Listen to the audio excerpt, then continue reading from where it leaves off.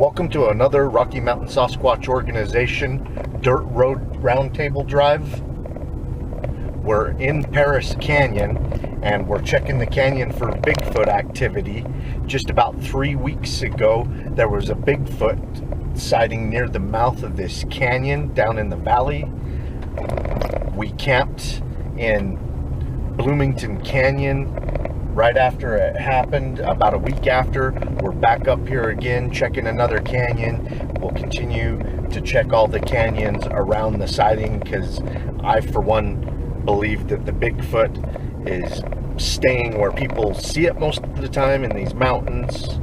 A valley sighting is just a very rare sighting, in my opinion. Not very many of them happen out there. So the Bigfoot sighting 3 weeks ago, hopefully the Bigfoot's still in the area.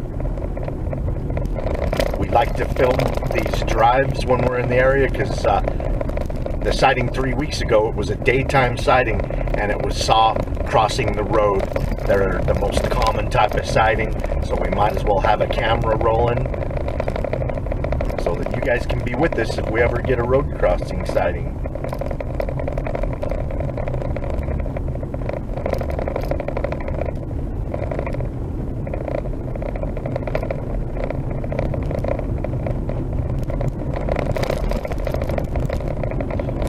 Jenny and I, it's usually just her and I, but those are the occupants in the car. And I'm Kelly.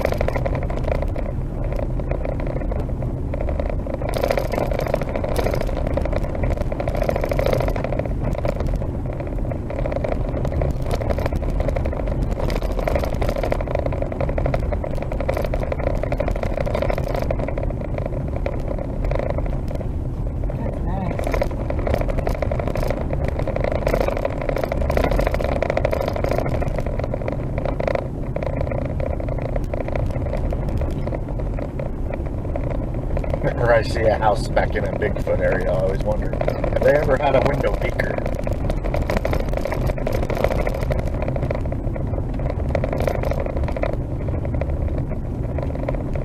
It's a nice summer home. By the way, anybody watching this, you ever had a Bigfoot sighting in your life? I don't care if it was 20 years ago, 10 years ago, last week or today. Please get a hold of us with those Bigfoot sightings and let us know the detail. Part of looking for Bigfoot is trying to figure out what they're doing, where they're at.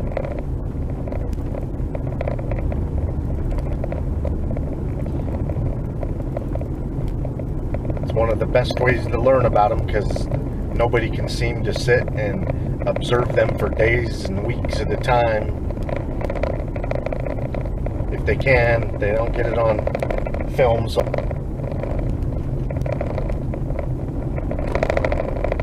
Yeah, most people only see it for a couple of seconds. Yeah, it doesn't last long. They don't stick around. I think most Bigfoot sightings is an accident by the Bigfoot's part because it does not want to be seen by predator or prey. A lot of wild animals, their goal's not to be spotted. Most bear and mountain lion, bobcats, they don't want to be seen. Yeah. And Bigfoot's in that category. Yeah, we accidentally saw a bear last week. Or 2 weeks ago. And it's split. Yeah, when we were up here 2 weeks ago, investigating the Bigfoot sighting, Jenny spotted a bear and the bear immediately went away from us.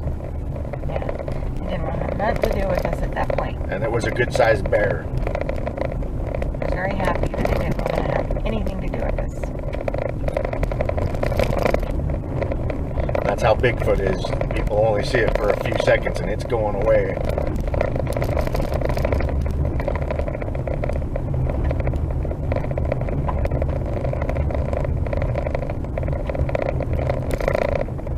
Yeah, we're on the north side of Bear Lake, Idaho, by the way.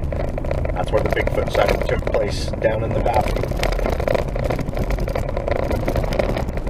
The woman actually spotted it crossing in front of her on Highway 89.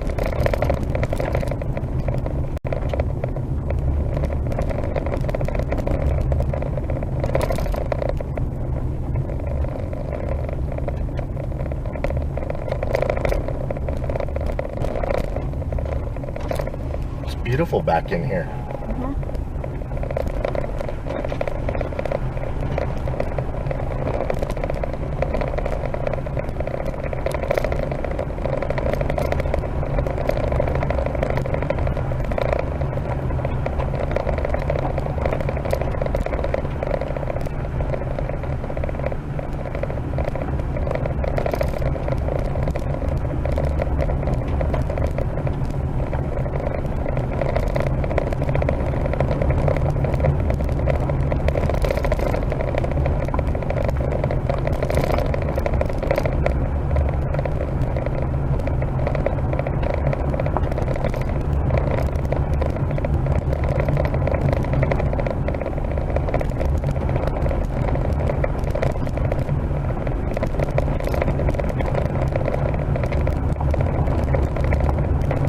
Good out there.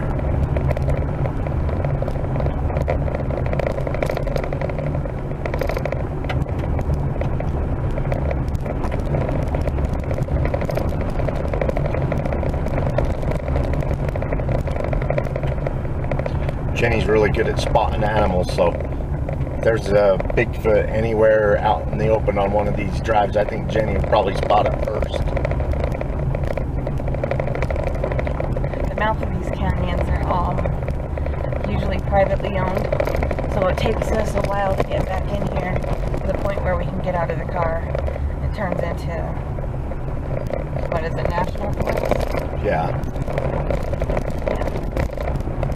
Still pretty.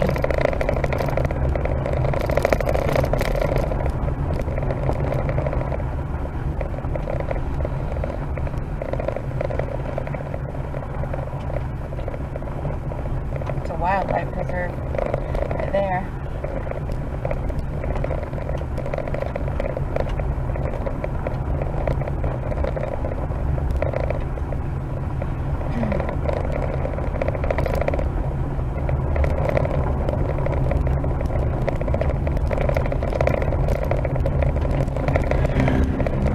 Fun. Those, you know, those little kids are having a ball. Oh yeah.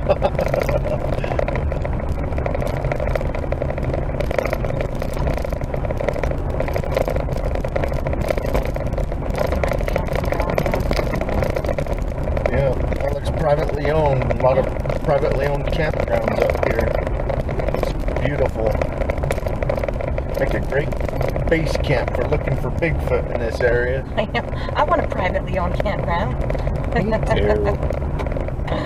Anybody want to donate a privately owned campground to us for our Bigfoot research? Thanks. Or let us borrow it. Yeah, I think that's more of a reality.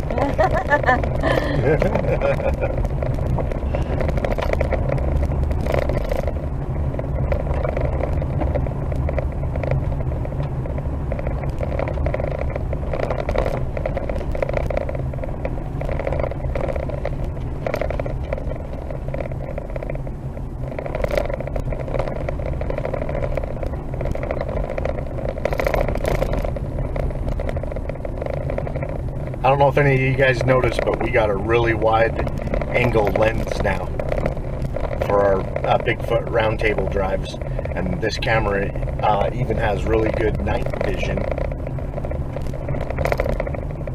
The only thing is the microphone isn't as good as the last camera we had, so apologize, you guys might have to turn up your volume more than normal, but our goal is to get Bigfoot on video, clear open footage, and so if we have to forego some of the better microphones to get better video, that's what we'll do on these drives, but I will try to speak up so you can hear me. I think you guys will only have a problem hearing the person from the back seat.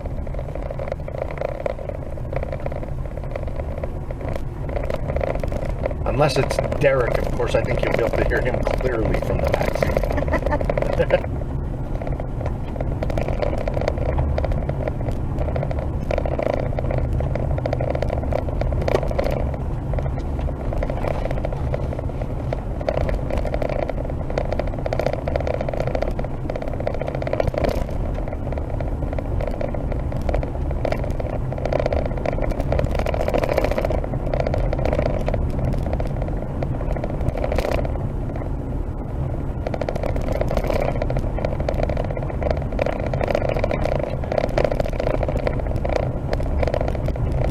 This is our old stomping grounds.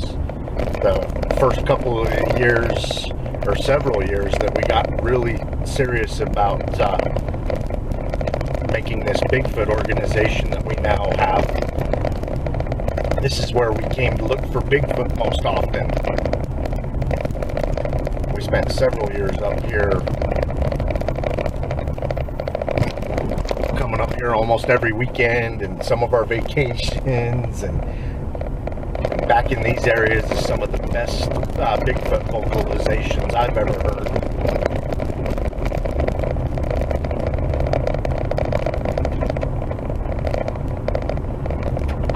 Yeah, the very first time I've ever heard one was back in here. Yeah, it's the first time that I really think I heard Bigfoot vocalizing is back here.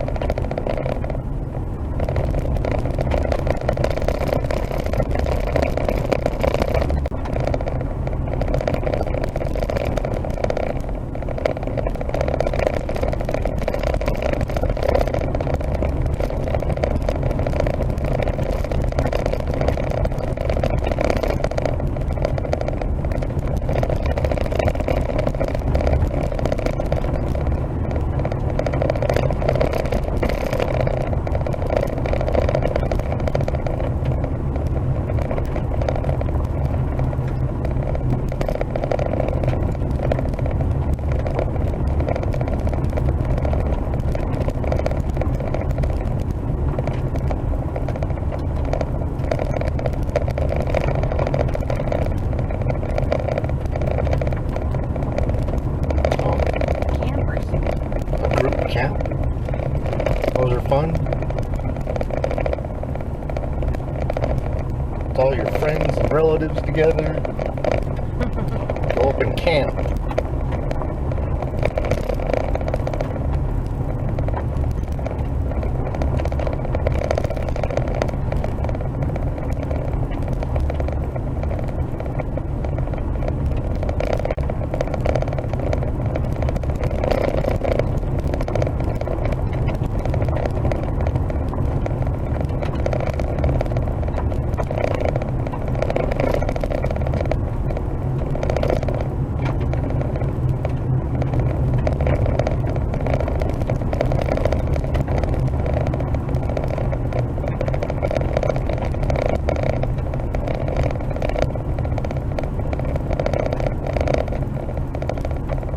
Looks like primitive camping back here. There's no bathrooms. You gotta bring your own bathroom or go out and poop off the edge of a log. Do your food.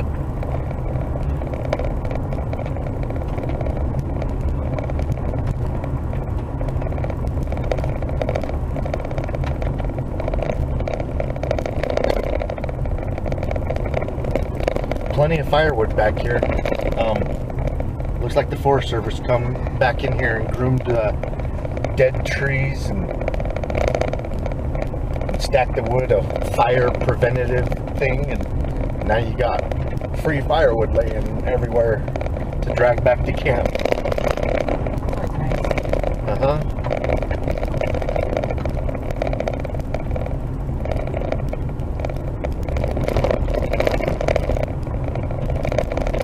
We always bring a couple of bundles of firewood because sometimes you get into places that are just picked clean and everything's wet. Yeah, that too. It's always nice to have a couple of bundles just in case. Yeah, there's a lot of times we go into places and we don't have to use any of the firewood we brought because there's deadfall or whatever laying around.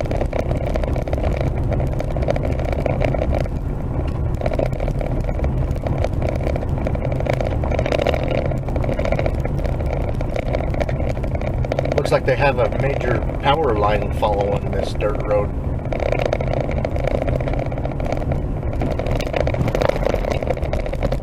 Some of the crazy places they stick power lines.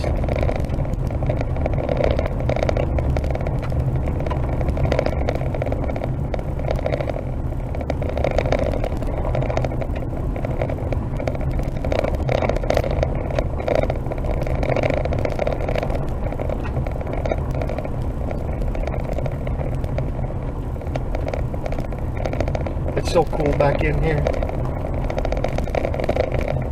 Looks like some squatchy stuff.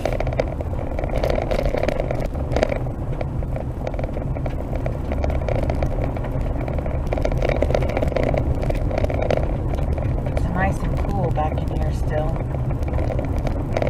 That's about 15 degrees cooler than in the valley.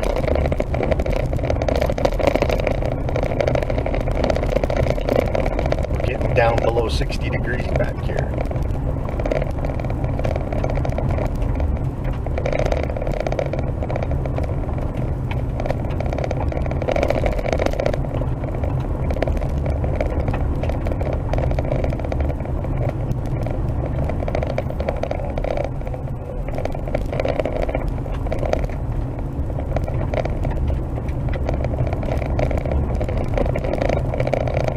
Anybody been watching this season alone?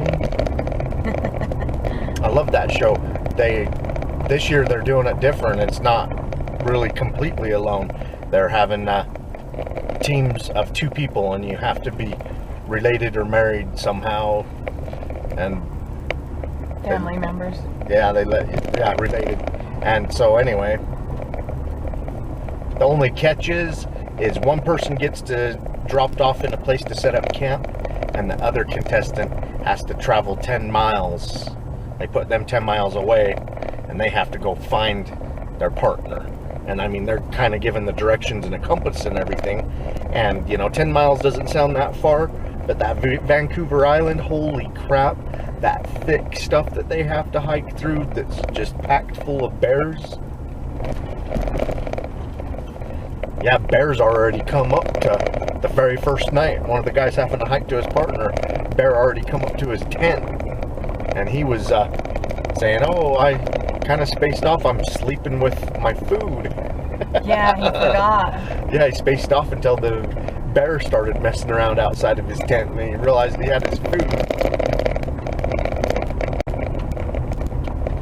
Yeah, I really like Alone. And Vancouver Island is a Bigfoot hotspot. Always makes me wonder, hey, is one of these contestants going to get lucky and see a Bigfoot on this thing?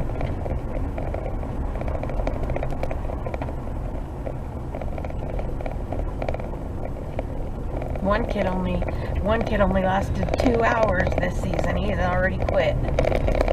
He did tear up his ankle, though. Mm-hmm. Sprained his ankle. Well, as far as we know, he sprained his ankle. He hasn't made it to a doctor yet to say whether it's broke or sprained. But Jenny was making the comment that she went on a hike with a broken ankle. She actually hiked with me, and she actually hiked up this little mountain to a mountaintop spring with a broken ankle. Yeah, I think I would have made it longer than 2 hours.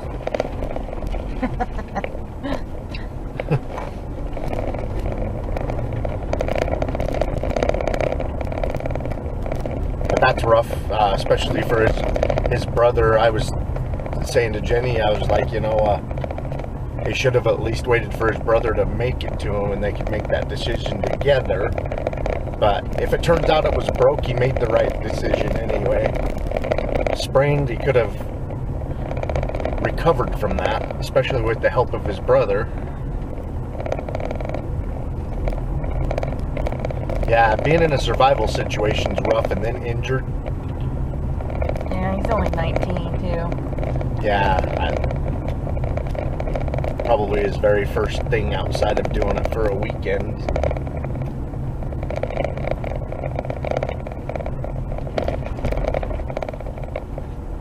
Yeah, you can't say till you're in the situation and the same thing happens to you. Nope.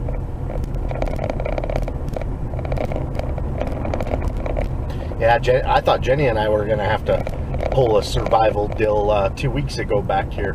We got stuck in the snow at night, out scouting around, and, you sit there and think, oh, it's not that long of a walk back to camp. Maybe we should just walk back and all that. But after 2.5 hours digging us out and finally getting out and then driving back to camp, it's like, no, camp was a long ways away. Yeah, it was really long ways away. It's several miles. In the dark, in the rain. Yeah. And why hike back to camp when you're gonna have to hike back to the car anyway? I was about ready to just give up and go at it in the morning and stay the night there. But yeah, we were in a potential survival situation for a little while there. Yep. Knock on wood, we always bring a shovel. And that really saved us. I mean, you can imagine how long it would have taken to dig out with our hands if it took 2.5 hours with a shovel. It's actually the length of a spade with a big old shovel tip on it. And we broke the shovel digging out. We had to finish digging out with the broken handle. The tip of the handle broke off.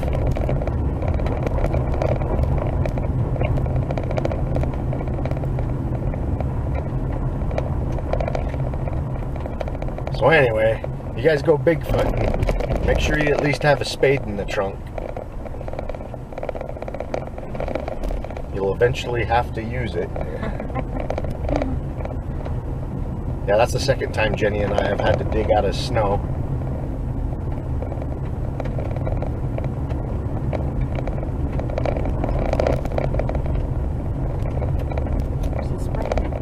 Yeah.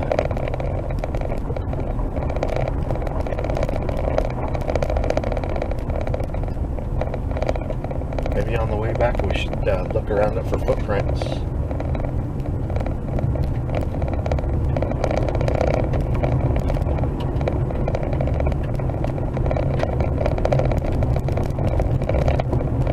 I want to wait until the way back to look at water sources, because that's when animals are going to start moving.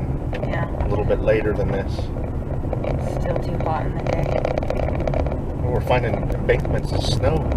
We might not be able to make it to the ice cave. Why not? Yeah, last time we were on our expedition here, we went up and checked up several canyons and didn't make it to this one. So on this expedition, we're coming up and checking out this canyon for Bigfoot activity. Thing is, though, there's so much melt-off that's still happening up here. They don't necessarily have to go to the springs to get a drink of water. There's a drink of water everywhere with at the edge of the melting snowbanks and stuff. There's puddles everywhere from the melt-off.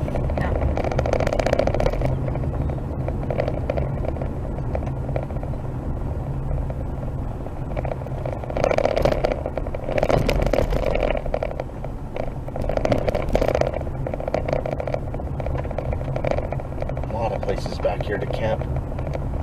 None of the places this far back are dry though. They're all muddy and snowy. Yep, we finally reached the snow.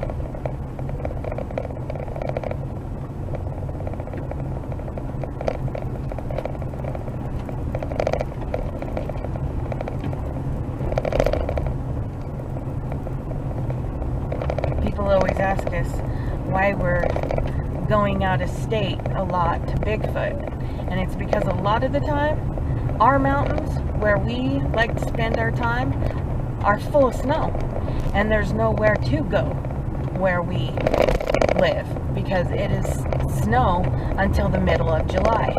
Yeah, we're not going to be able to get up to Monte Cristo until the middle of July. So we have to go down south sometimes.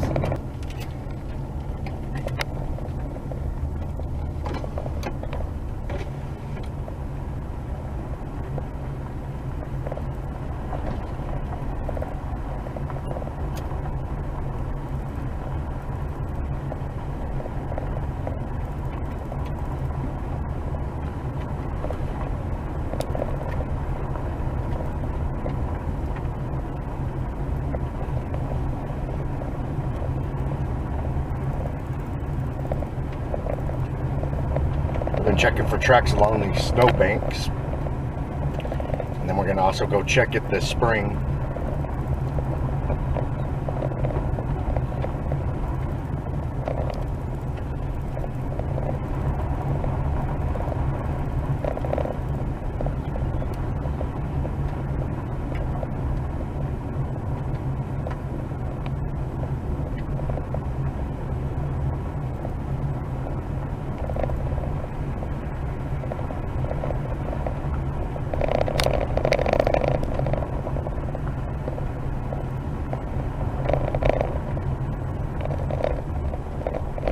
not it, is it? That's just a big old puddle, isn't it? It's just snow melt.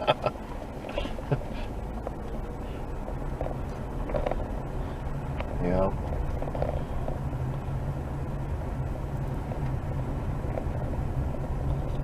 So many places to get a drink this time of year.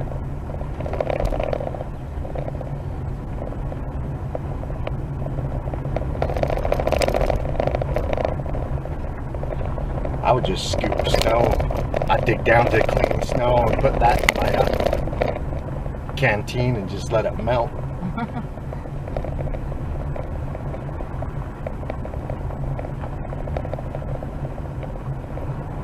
That would definitely be cleaner than what you'd scoop out of a puddle. Yes. Sure tastes a bunch better too. I don't like chocolate colored water.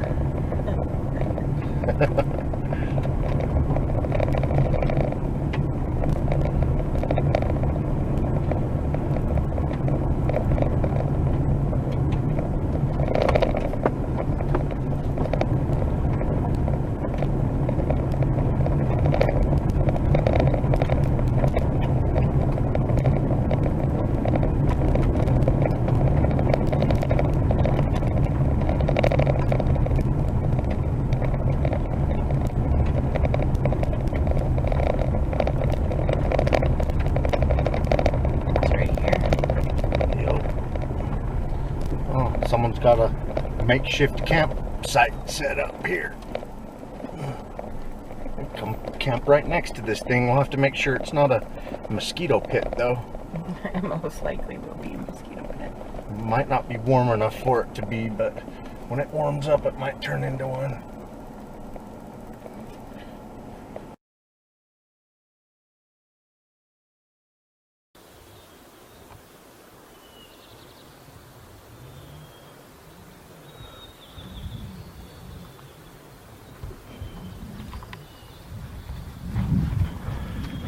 Kelly Shaw, Rocky Mountain Sasquatch Organization. We're up north of Bear Lake again.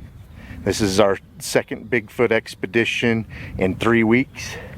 The reason we're here is because 3 weeks ago there was a Bigfoot sighting. It wasn't very far from this canyon, so we're back up here looking around the water sources and stuff for footprints to see if we can find any Bigfoot evidence, get lucky, maybe spot the creature if the woman did indeed see a Bigfoot crossing the road during the daytime at the mouth of this canyon. Well, let's go look around.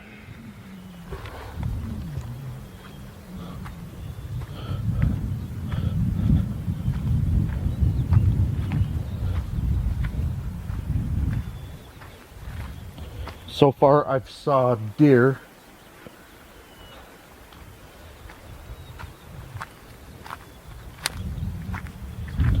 And here's the spring we're checking around.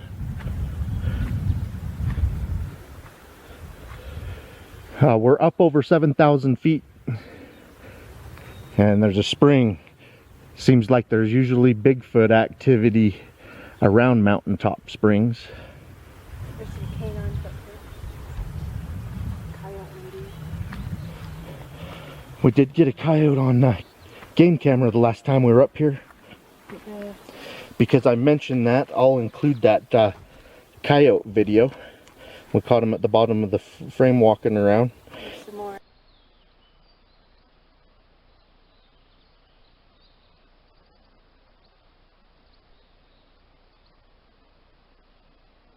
Right here.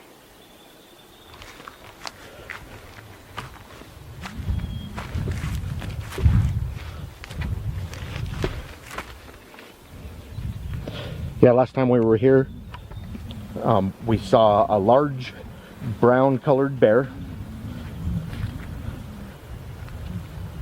saw moose, deer, captured a coyote on the game camera we left up the whole time we were camping.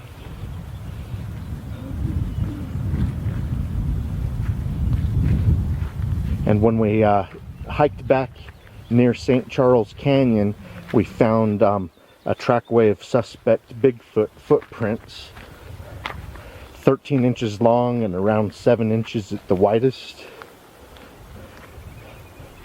But it wasn't in awesome stuff like this.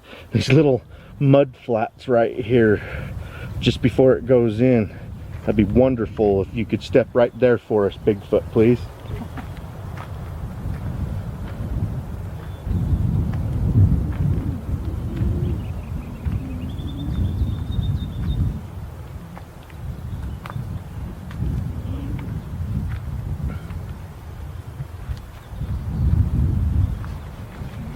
There's a couple of springs on the top of Monte Cristo that there's 6 people that I know personally that have saw Bigfoot over the last 30-35 years.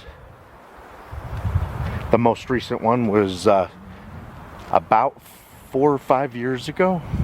So, well, unless Trey actually saw Bigfoot. There's a kid that thinks he may have saw Bigfoot 2 years ago, but I don't think he's absolutely positive enough to call it a Class A.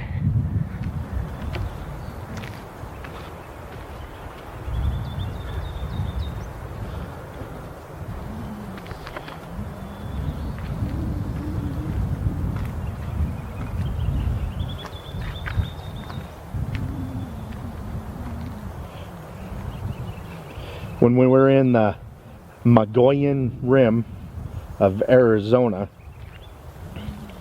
there was a couple of springs where we found a ton of footprints. Some very nice ones, but they were all small. They were all under 13 inches, but you know, I just don't think Bigfoot's born at 7 feet tall with 18-inch long feet. So barefoot prints are suspect, no matter how big they are. A lot of people don't walk around barefoot. It's pretty much suspect unless Meldrum says it's authentic. That's how I see it.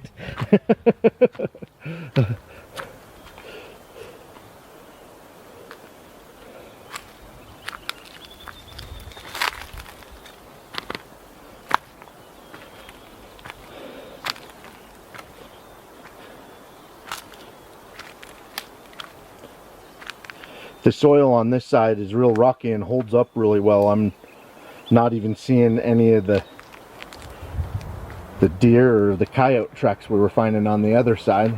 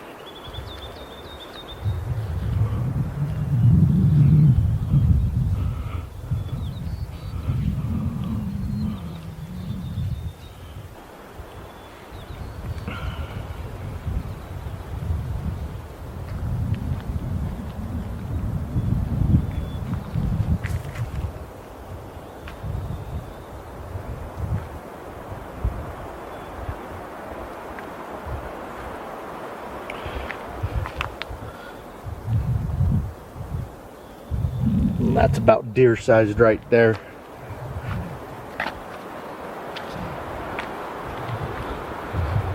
Okay, we're gonna check along this stream a little bit for tracks also.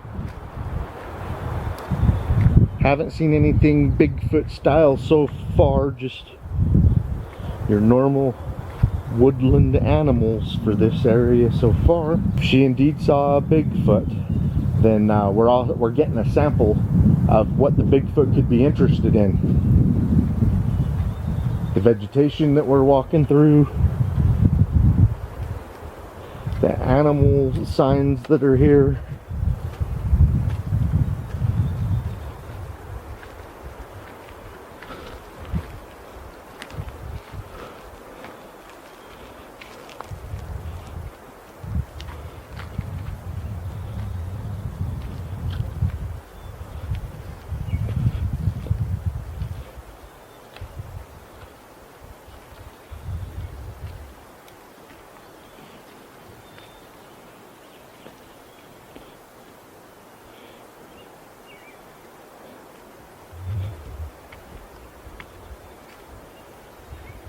about 10 to 12 years ago, pine beetle infestation come through here, and it's been all over the Rocky Mountains north and south, but when they come through here,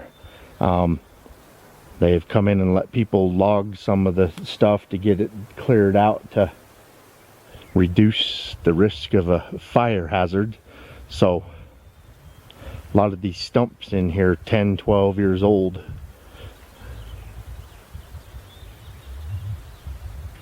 Or they died back then. Mountain lion. You found mountain lion track? No, a big pile of mountain lion scat full of deer fur. Yeah, this is a great place for a mountain lion to set up ambush where animals have to come in and out to eat. Yeah, there's hair in that. So he's either eating elk or deer. There's a bone that's been gnawed on. Oh, look. Yep. A bird nest. Bird nest. If we were gonna have to start a primitive fire, we would collect some of that. Whew, there's lots of mosquitoes. There's another bone. Yeah, mountain lion's been eating here, obviously. Oh, here's the rest of it. Jenny and I found where a mountain lion has been eating, and we also found where he's been going to the bathroom. We already showed you that, but check out his kill site where he's been eating. There's just bones everywhere. Back in there as well.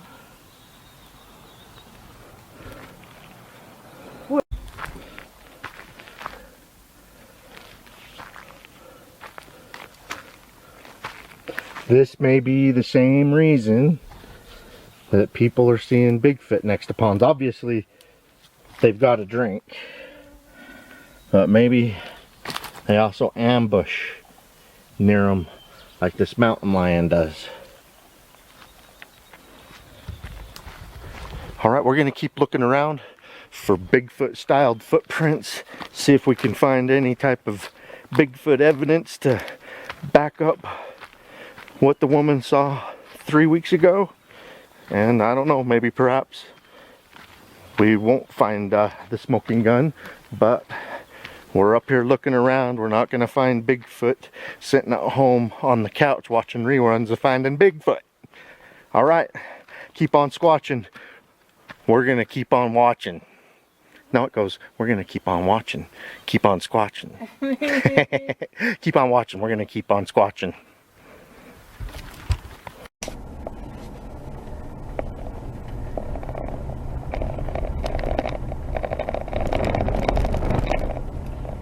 When we first started hiking, it was windy, and then the wind suddenly died down and the mosquitoes come out from every nook and cranny. Our car's full of mosquitoes from just getting in. Yeah, when we finally made it back to the car, we had a swarm of them. We both jumped in the car as fast as we could, but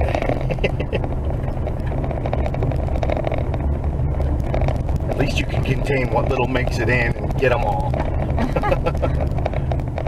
Oh, I got chewed up. Me too.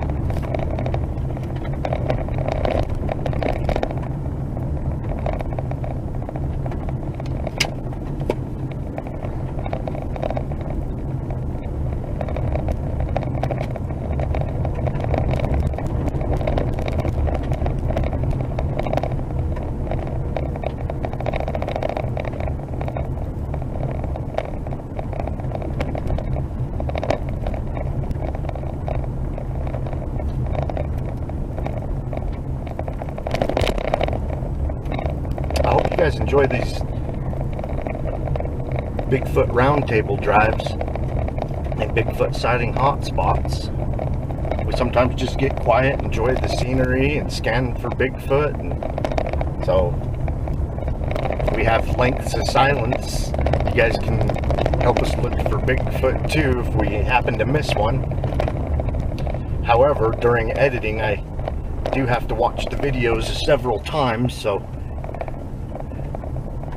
I've reviewed the video several times before it's put out, but I've still missed things that people have found in our videos, so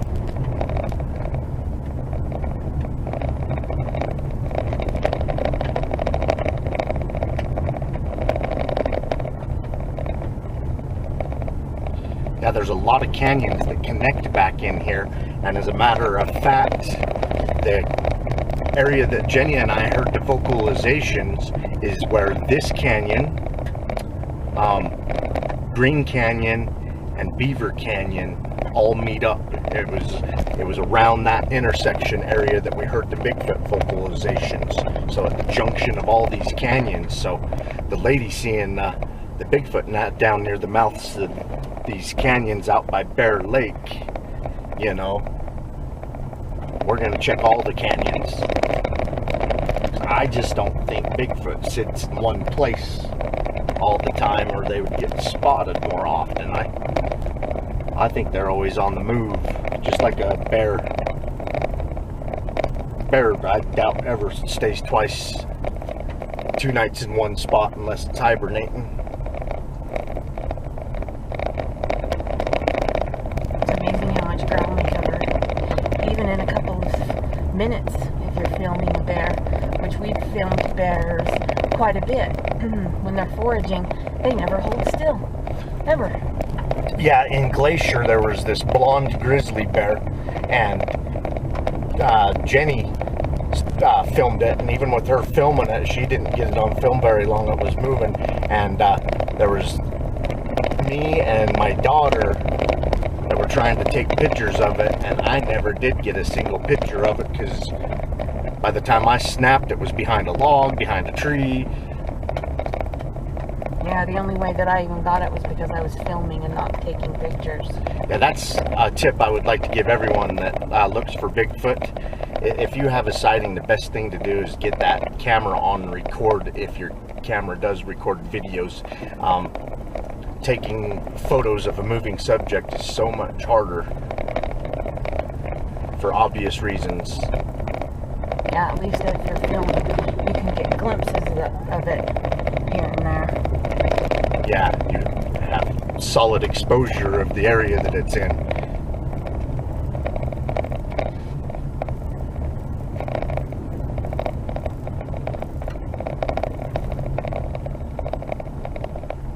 Yeah, to get photos of wildlife, they almost have to cooperate. Hold still for a second, you know? Yeah.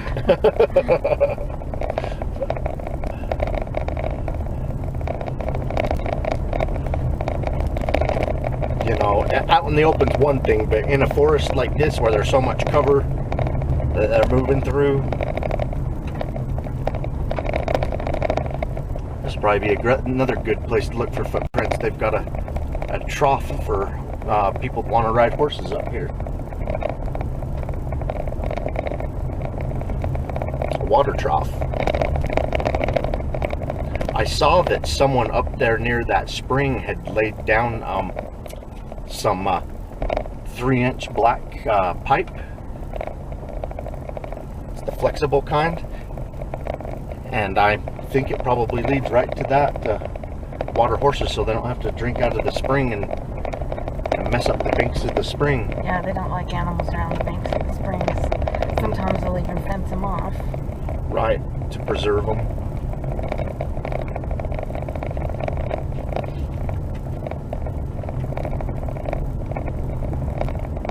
Cool, we saw big time mountain lion Oh yeah, activity. That was a big one. By the size of its I'll tell you, when we first started coming up to the spring, I thought I saw a mountain lion track, but it was so faint that I just didn't film it or point it out because it was so questionable. But now on the other side of that spring where we found where its kill site was and where it was defecating, and that was definitely mountain lion poo. I think you would have to have a 200-pound bobcat to poop that. Yeah, it was. And it was full of deer hair or elk hair, one of the two. So yeah, all those bones had to have been one of its older kills. What a great place to ambush prey right there. So is that why people see Bigfoot near the springs? Is the Bigfoot just getting a drink, or do they do a little bit of ambush predation? Also, they might be just getting what they can find. There might be some leftover kill, and they can take it. I'm sure a lot of black bears get the last bits of a mountain lion kill, because what a mountain lion will do is once it takes its prey down, it opens up the guts, and that's what it eats first. Most animals do that. They go for the organs. They're the most nutrition, so they're wanting the kidneys and the lungs and the heart and the liver. And then a mountain lion will bury the rest of the kill and let it sit for a little while. It wants it to decompose a little bit for a little while so it's tender.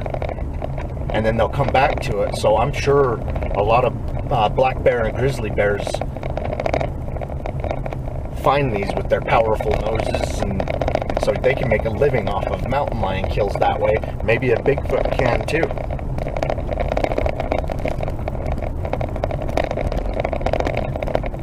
Even people like to age meat, but we don't let it spoil. You know, people hang the meat up in the cooler and let it age a little bit before they finish breaking it down into your steaks and roasts and hamburgers.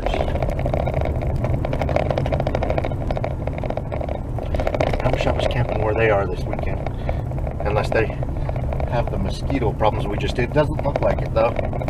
They're out there in tank tops and stuff.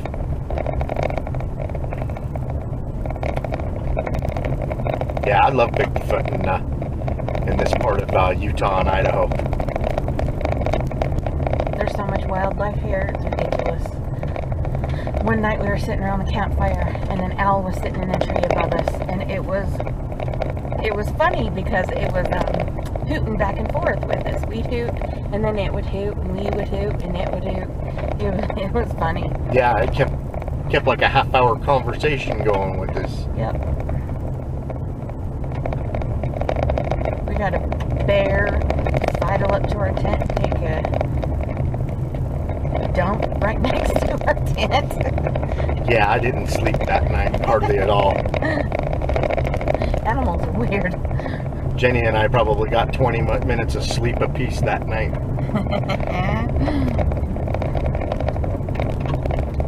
Yeah, I don't like the message the bear's sending us pooping next to our tent while we're in it. I didn't receive that message very well. I sat out next to the fire most of the rest of the night with a shotgun and keeping wood on the fire.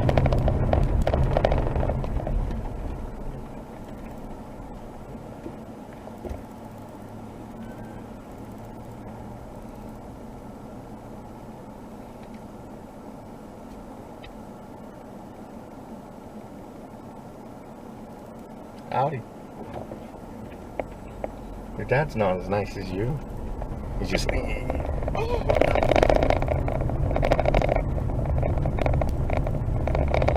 were actually pulling an illegal. You can't do what he was doing anymore. What? All those kids in the back of his truck. That's illegal. Everybody has to have a seatbelt. I know, they're on a dirt road. I still think cops could get technical with them. Especially if he got in a wreck and anyone got hurt. Dirt road. I'd let my kids drive the back of the car. Me too. I mean, truck. Me too. One time, we were up in the Uintas, and Reed, who's my father-in-law, let my son ride in the tire that was strapped to the top of his Jeep. A little bucket seat. So we could see everything. I grew up riding in the back of a truck. My family has some property in Star Valley, Wyoming, and it's this type of stuff, this alpine stuff. So our parents used to take us camping there several times a year, and there's a lake up above the property called Mirror Lake. It's the Mirror Lake of Wyoming. Utah has one too that's really popular. But anyway, this Wyoming Mirror Lake, we used to drive up there for day drives, picnics, or whatever, and we always rode in the back of the truck. And we would even sit on the tailgate, 3 of us, you know, side by side, and lock elbows, and then the people on the edge would hang on, and our grandma was taking us up there, and there was probably 7, 8, maybe 10 of us in the back of there, all my cousins, brother and sister. And I had 6 brothers at that time, by the way.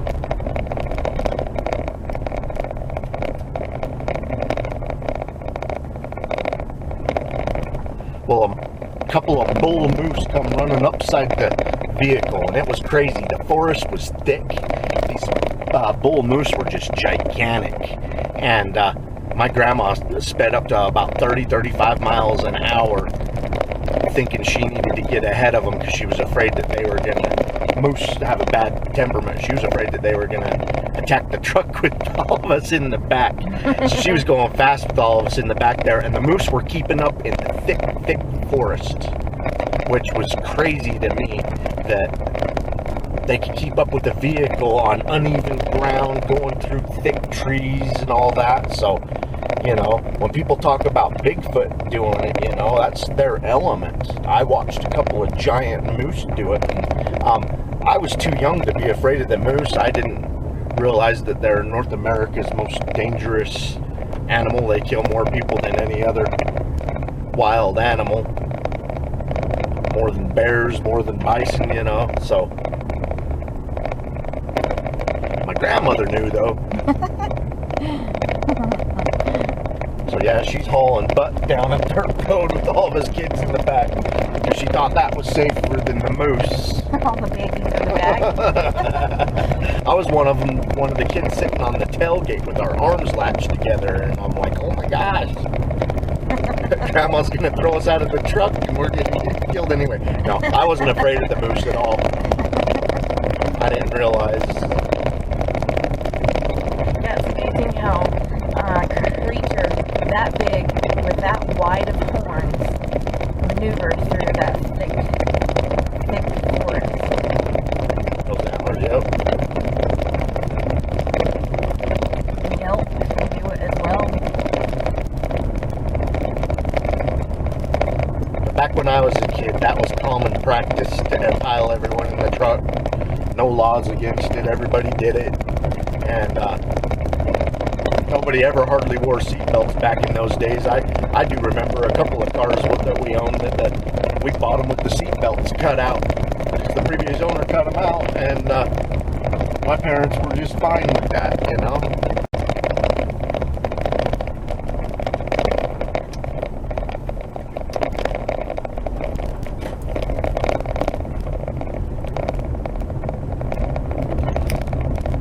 My brother's in New Mexico right now, and he sent me some photos of some, he called them Bigfoot structures that he found out there and everything. But they're little lean-to stick structures and stuff he's found out in the middle of nowhere in New Mexico. And he says, I don't think they're Bigfoot. I think the structures are too small for Bigfoot to get in there and sleep. But it's funny, I didn't realize that my brother Shay watches enough Bigfoot videos into that enough to know anything about Bigfoot structures, you know. I was like, hey, he pays attention.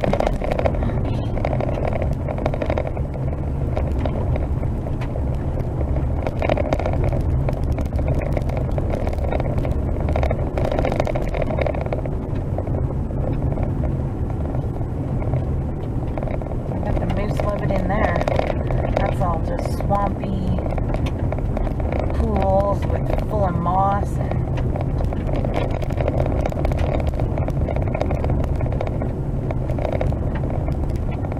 there's a beaver dam.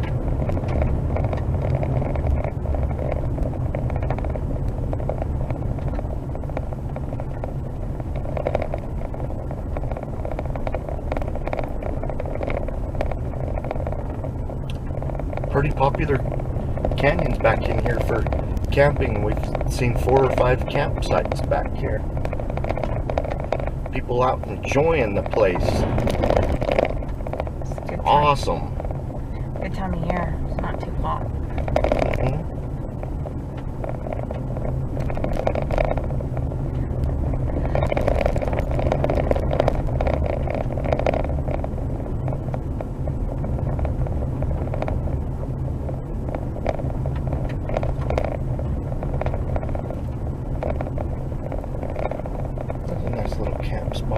enough shade, and I don't see a bunch of dead trees around it either.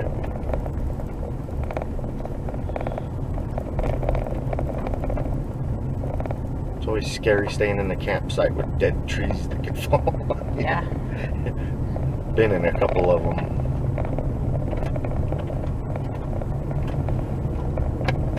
Mosquito got me good.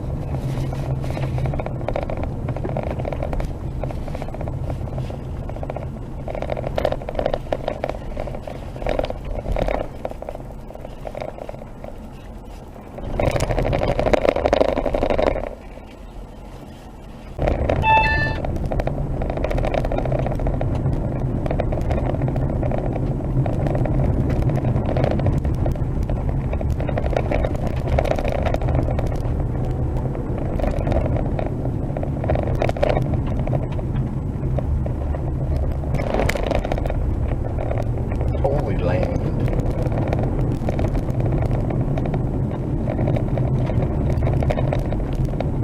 Repeating what that sign said. I don't know if the camera could pick up what it said, but it said Holy Land. I guess it can feel like God's country up here.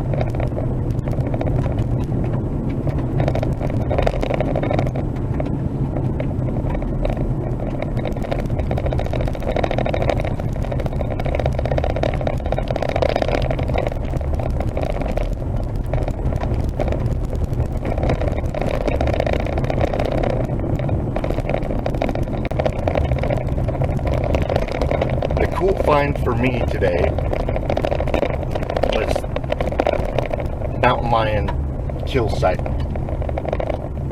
You know, it's showing that there is the amount of prey here to support predators. Definitely enough water sources. And if you're an omnivore, this is the place to be. There's both predator and prey. You eat what the prey is eating, and you also eat what the predator's eating.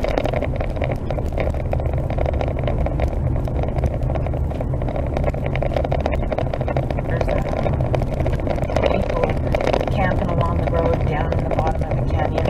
They usually use the ridge lines anyway. Right.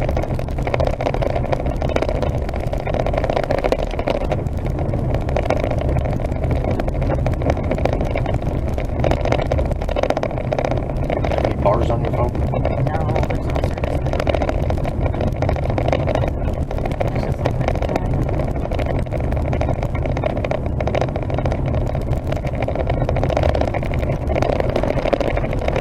In most places we go, there's no phone service. No bars. And I've had some viewers. If you watched our videos, please comment. We try and get back to questions or just say hi. So yeah, feel free to comment. But you know, once in a while a subscriber will get upset because it takes us a long time to get back with them, and you know, we go to places where we don't have cell phone service, and then when I'm out Bigfoot, and even if I have cell phone service, I really don't pay attention to my phone when I'm out camping. So but in between my expeditions, I like to read your comments, and I've gotten to know quite a few of our viewers that way. And if we don't have an answer for your question, we're pretty honest and say, yeah, we don't know. Yeah. We're not just going to make something up to look like experts, because I don't think they're really an expert on the subject. I mean, we know a lot about Bigfoot because of the sightings and going into the places where Bigfoot supposedly lives. I guess we've made some of those connections, but really not an expert. So if we don't know, we'll say we don't. If we have an opinion, we'll give you our opinion. We do enjoy your comments. Yeah. Next time I know somebody who's studied the Bigfoot, hands-on, looked at it, watched what it ate, kept it in a pen for a while, yeah, they might know a little bit about it. But until then, everything else is just guessing.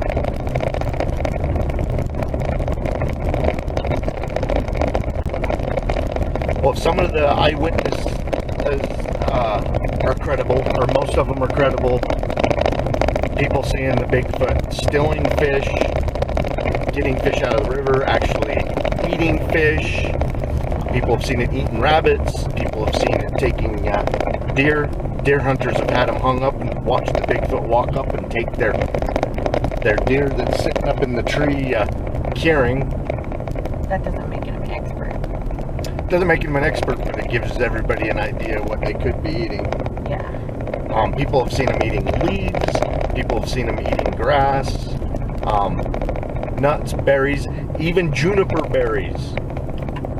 There's like 12 varieties of juniper berries, and half of them are edible by people. So if Bigfoot can eat the ones that we can eat, he can eat 6 varieties of juniper berries. And maybe some of the ones that hurt our tummy, maybe they can eat more than 6 varieties. As a matter of fact, we're in the state of Idaho, and Idaho is one of the Bigfoot sightings where a woman saw Bigfoot eating the juniper berries out of the juniper trees in her yard. That's right. Yeah, for the longest time they were like, the juniper berries are disappearing on the trees about 8-9 feet up. And then she come out one morning to see a Bigfoot at the juniper tree that stood about 7 feet tall. So it was probably comfortably reaching up to 9 feet picking those juniper berries.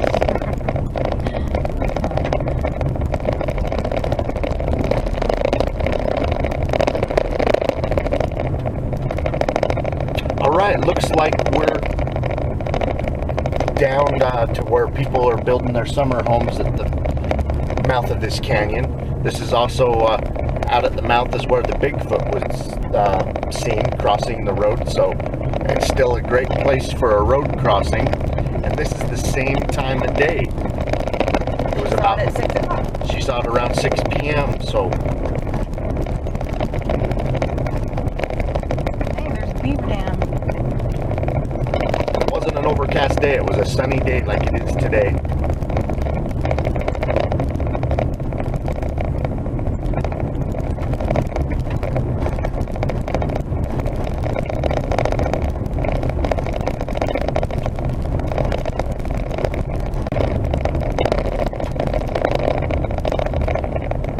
Alright, well, I'm going to end this Bigfoot Dirt Road Drive, Paris Canyon, Idaho, 3 weeks after a Bigfoot sighting.